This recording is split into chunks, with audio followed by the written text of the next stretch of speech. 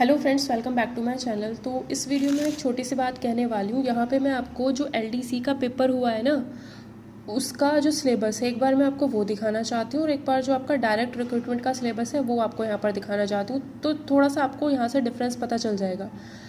ठीक है, तो कुछ चीज़ें शायद आपको यहाँ से पता चलने वाली हैं, तो इम्पॉर्टेंट वीडियो है बहुत ही। फिर उसके बाद मैं एक थोड़ा सा कंक्लूजन दूंगी, जो आप लोग फॉलो करोगे तो शायद आपको हेल्प मिलेगी। क्योंकि ये चीज़ अभी मैंने चेक किया, मैंने सोचा कि दोनों का सिलेबस एक बार देखती हूँ कि दोनों के सिलेबस में क्या डिफरेंस है।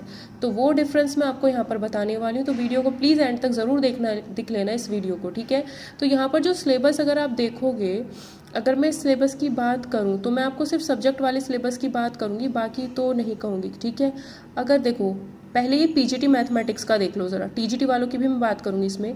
पीजीटी मैथमेटिक्स का सिलेबस अगर देखोगे तो सिर्फ 11वीं-12वीं, यहाँ पर ऊपर कोई लाइन मेंशन नहीं है स्पेशली।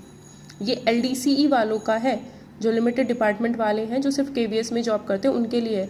तो यहाँ पर अगर आप देख सकते हो तो सिलेबस जो दे रखा है ऊपर कोई लाइन नहीं है कि अप टू ग्रेजुएशन लेवल है, up to post graduation level, ऐसा कुछ मेंशन नहीं है। सिंपल टॉपिक है, set, relation function, trigonometric function, complex, जो चीज़ें हैं बाकी सब वही है। ठीक है, बाकी सेम सिलेबस ये लिखा हुआ है। ठीक है, तो मैं आपको कुछ बस थोड़ा सा अंतर दिखाना चाहती हूँ। खत्म। उसके बाद सेम फिजिक्स का है इसी तरीके से। तो ये पीजीटी फिजिक्स वालों की बात हुई, मैं सिर्फ अब टीजीटी मैथ्स वालों के पास आती हूँ। अगर हम टीजीटी पूरा वीडियो देख लेना, कुछ चीज़ें आपको पता चल जाएंगी यहाँ से। अगर मैं टीजीटी वालों की बात करूँ यहाँ पर, ठीक है, ये इनका सिलेबस है एलडीसी वालों का। तो टीजीटी वालों की ज़रा मैं बात करती हूँ। यहाँ पर अगर आप देखो टीजीटी वालों के सिलेबस में, देखो यहाँ पर भी कोई ऐसी लाइन नहीं मेंशन है जो कि हमारे सिलेबस में मेंशन है। इसमें भी क्या है, सिलेबस मैथमेटिक्स टीजीटी वाला लिखा हुआ है। ठीक है, और रियल नंबर्स, ऊपर कोई मेंशन नहीं है चीज़ कि ग्रेजुएशन लेवल तक करना है ना। तो इसमें मेंशन नहीं है, और उन्होंने पूछा भी कुछ नहीं है वैसा। ध्यान से सुनना इस वीडियो को, कुछ ना कुछ हेल्प ज़रूर होगी इससे। ठीक है, लास्ट में कंक्लूजन बताऊंगी। तो क्या है, कुछ नहीं मेंशन किया, ग्रेजुएशन पोस्ट ग्रेजुएशन कहाँ तक पढ़ना है, कोई मेंशन नहीं कर रखा है इसमें। ठीक है, तो ये चीज़ मैंने आज ही नोटिस की है। ठीक है, इसी तरीके से साइंस में ये तो था एलडीसी वालों का सिलेबस। मैथ्स वालों की मैं बात करूँ, ये था एलडीसी वालों का सिलेबस। अगर आप हमारा सिलेबस देखोगे, पीजीटी मैथमेटिक्स वाले जो हैं डायरेक्ट रिक्रूटमेंट वाले, उनका सिलेबस अगर आप देखोगे तो ये topic set, relation function, topics तो वही लिखे हुए हैं जो वहाँ है और जो यहाँ है, बट इसमें ये लाइन ऐड कर रखी है। हमारे सिलेबस में, डायरेक्ट रिक्रूटमेंट वाले सिलेबस में ये लाइन ऐड कर रखी है कि क्वेश्चन जो होंगे वो आपके पोस्ट ग्रेजुएशन लेवल तक के हो सकते हैं, कुछ क्वेश्चन। मतलब हालांकि मुझे ज़्यादा से ज़्यादा 8-10 क्वेश्चन में भी, या कुछ भी हो सकता है मतलब। तो इसमें ये लाइन लिखी हुई है कि पोस्ट ग्रेजुएशन लेवल तक के क्वेश्चंस पूछे जा सकते हैं। ठीक है, और इसी तरीके से अगर हम टीजीटी वालों के सिलेबस की अगर मैं बात करूं, तो उसमें भी हमारे सिलेबस में एक लाइन ऐड है कि ग्रेजुएशन तक का सिलेबस, आपको ग्रेजुएशन लेवल तक के क्वेश्चंस आपसे पूछे जा सकते हैं। ये किसके सिलेबस में है, टीजीटी वालों के सिलेबस में। दिखा देती हूँ मैं एक बार आपको। बाकी सिलेबस सेम लिखा हुआ है, तो ये चीज़ मुझे आपके साथ डिस्कस करनी थी, सो दैट इसमें भी देखो सब्जेक्ट लिखा हुआ है, question will be testing the depth of understanding application and these concepts. ठीक है, तो यहाँ पे भी क्या चीज़ लिखी हुई है कि ग्रेजुएशन लेवल तक की चीज़ आपसे पूछी जा सकती है।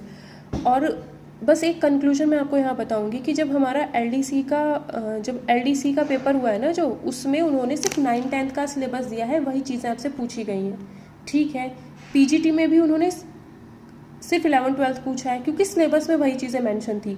तो यहाँ पर आप देख सकते हो, ये थोड़ा देखो, किसी को नहीं पता पेपर में क्या आने वाला है, मैं भी एक आइडिया लगा करके बता रही हूँ।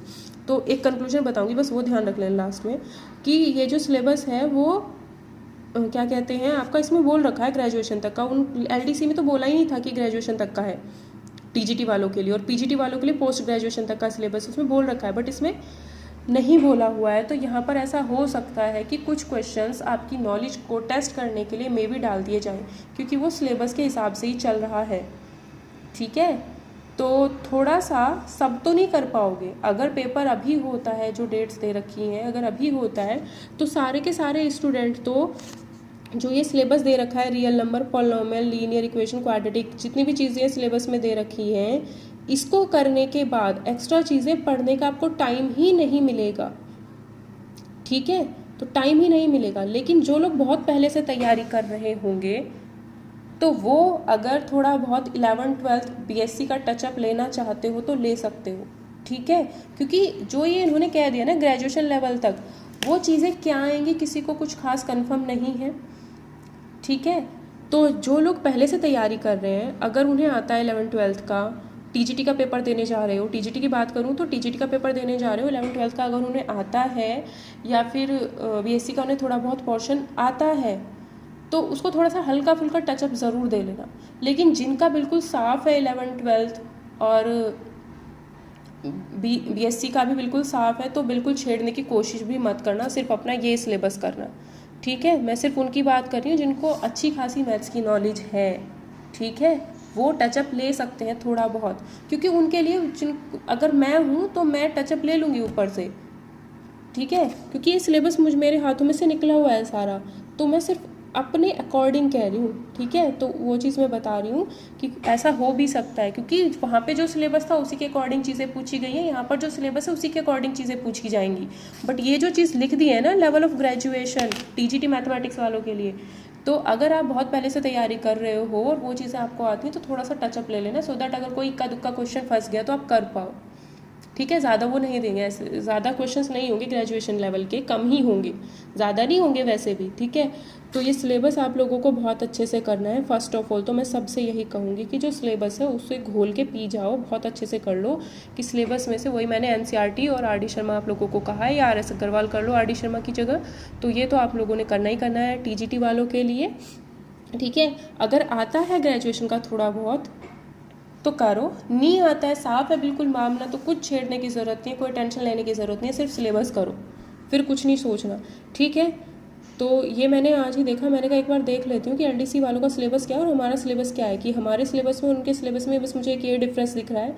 तो मैंने सोचा आप लोगों के साथ डिस्कस कर दूँ, सो दैट जो लोग अच्छी खासी तैयारी पहले से कर रहे हैं उनके साथ कोई दिक्कत ना हो, ठीक है। इसी तरीके से अगर पीजीटी वालों की बात करूँ तो अपना 11th-12th का पोर्शन पूरा अच्छे से करके रखना, वही एनसीईआरटी आर डी शर्मा या फिर RS अग्रवाल, दो बुक्स तो करनी है, ठीक है। अगर आप लोग पहले से ही तैयारी कर रहे हो तो हल्का टचअप ले लेना, जो चीज़ें आपने बीएससी में एमएससी में लीनियर अलजेब्रा मैट्रिसेस वगैरह पढ़ रखा है, हल्का टचअप उनका ज़रूर रखना। अगर आप बिल्कुल साफ़ है बीएससी वाला पोर्शन, एमएससी वाला बीएससी वाला पोर्शन बिल्कुल साफ़ है, दिमाग से कुछ नहीं आता, तो सिर्फ अपना सिलेबस करो, ठीक है। क्योंकि जो बीएससी एमएससी वाला बच्चा होगा उसको ये सारी चीज़ें बहुत अच्छे तरीके से आती होंगी, तो वो उतना फोकस करेगा ही नहीं इन सब चीज़ों पे, ठीक है। उसको ये सब चीज़ें आती होंगी, उसके हाथ में से निकली हुई होंगी बहुत बारी, ठीक है। तो वो थोड़ा अपना टचअप देगा उन चीज़ों को जो उसकी दिक्कत है। तो बस यही कहूँगी कि जिनका बीएससी और पोस्ट ग्रेजुएशन का बिल्कुल साफ़ है मामला, वो सिर्फ सिलेबस में जो चीज़ें दी गई हैं 11th-12th वाली करो, और 10th वाले टीजीटी वाले 10th वाले 9th-10th करो, और पीजीटी वाले 11th-12th करो, उससे ऊपर पढ़ने की फिर ज़रूरत नहीं है। लेकिन जिनको आता है वो थोड़ा सा टचअप लेके ज़रूर चलना, ठीक है। क्योंकि सब तो नहीं कर पाओगे भाई, सब नहीं कर सकते। मैंने ये सोचा कि मैंने कहा एक बार डिफरेंस चेक कर लेती हूँ, और डिफरेंस चेक करने के बाद मुझे थोड़ा सा ये पता चला, तो इस वजह से मैं आपको ये चीज़ बता रही हूँ। मैं कोई कन्फ्यूज़ करने की कोशिश नहीं कर रही हूँ, कुछ लोगों को लगेगा कन्फ्यूज़न है, बट मैं भी एक आइडिया आपको दे ही रही हूँ, ठीक है। मैं भी क्या कर रही हूँ, आप लोगों को एक आइडिया दे रही हूँ क्या सिलेबस है, क्या चीज़ें हैं। तो मैंने बस ये जानना चाहा कि सिलेबस में डिफरेंस क्या है, तो डिफरेंस मुझे जो देखने को लगा वो मैंने चीज़ें बता दी। करना आप लोगों ने उतना ही, क्योंकि अब वैसे भी ज़्यादा टाइम नहीं है, उतना ही करो जितना आपके बस का है। हद से ज़्यादा पढ़ने की कोशिश मत करना, नॉर्मल रहो, शांत रहो, अच्छे से तैयारी करते रहो। पीजीटी वाले 11th-12th पढ़ो बहुत अच्छे से, जिनको बीएससी वाले सिलेबस की बिल्कुल भी नॉलेज नहीं है सिर्फ 11th-12th करो, जो सिलेबस इवन है वो करो। जिनको ऊपर का आता है तो हल्का फुल्का टचअप ले लेना अपना, ठीक है। और टीजीटी वाले 9th-10th के लिए जो चीज़ें मैंने बताई हैं सिर्फ वही करो। अगर आपको ऊपर का 11th-12th का थोड़ा बहुत आता है तो वो टचअप रखना ज़रूर अपना बैकअप में, और अगर नहीं आता है तो बिल्कुल छोड़ दो, सिर्फ सिलेबस करो। बस यही कहूँगी। वक्त उतना नहीं है तो वक्त के हिसाब से चलो, जितना आपके पास टाइम है उसके अकॉर्डिंग तैयारी करो, और ज़्यादा टेंशन मत पालो कि इसमें तो ये था इसमें ये। मैंने सोचा कि एक बार कंफर्म करके बता देती हूँ, सो दैट जो कर सकते हैं एटलीस्ट वो कर लें, जो नहीं कर सकते वो सरदर्द ना करें, ठीक है। तो जो इंपॉर्टेंट चीज़ें मैंने आपको बता दी हैं उतना ही पढ़ने की कोशिश करना, ज़्यादा टेंशन मत पाना, नॉर्मल रहो, पढ़ते रहो बस। सिलेबस एटलीस्ट अपना बहुत अच्छे से कवर कर लेना। जो सिलेबस में ये जो सिलेबस है ना, ये वाली चीज़ें जो हैं वो अच्छे से कवर कर लेना। अगर ये वाली लाइंस आपके बस की हैं करो, नहीं बस की हैं तो इस वाले पोर्शन को भूल जाओ कि ये लिखा हुआ भी था, ठीक है, तो अपने अकॉर्डिंग करो तैयारी। ठीक है, मैं हमेशा यही कहूँगी कि अपने अकॉर्डिंग चलो, अपना भी थोड़ा सा दिमाग यूज़ करो कि मैं क्या चीज़ें कह रही हूँ, क्या सही लग रही हैं आपको। तो जहाँ तक आपको सही लगती हैं वहाँ तक आप चलो, ठीक है, क्योंकि हर चीज़ तो किसी को भी नहीं पता ना कि क्या है क्या नहीं, किसी को भी नहीं पता। मैं भी एक आईडी के थ्रू ही आपको चीज़ें बताऊँगी।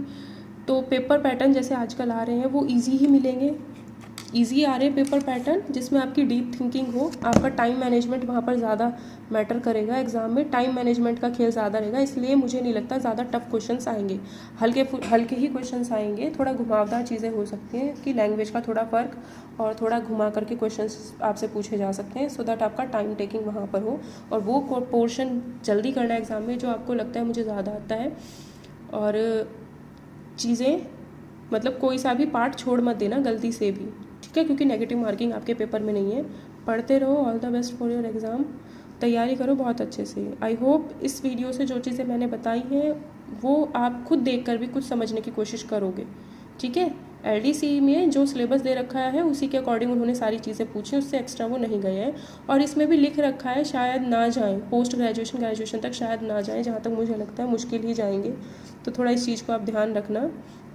बाकी देखना कैसे आपको अपने अकॉर्डिंग देखो कि कितना कम टाइम है, कितना आप कर सकते हो, बस उतने पे फोकस करना, उससे ज़्यादा के बारे में बिल्कुल मत सोचना, क्योंकि हद से ज़्यादा करने पर कभी कभी दिमाग भी काम नहीं करता, फिर पेपर में हम अच्छा परफॉर्म नहीं कर पाते हैं, ठीक है। तो पेपर मेन है आपका, पेपर में अच्छा परफॉर्म करना। पेपर जल्दी है, सबके लिए है, सबको उतना ही टाइम मिला है तैयारी के लिए, ठीक है। जो चीज़ मुझे इंपॉर्टेंट लगी आपको यहाँ पर बताना, जो इंपॉर्टेंट पॉइंट था वो मैंने डिफरेंस आपको दोनों सिलेबस के बारे में यहाँ पर बता दिया है, ठीक है।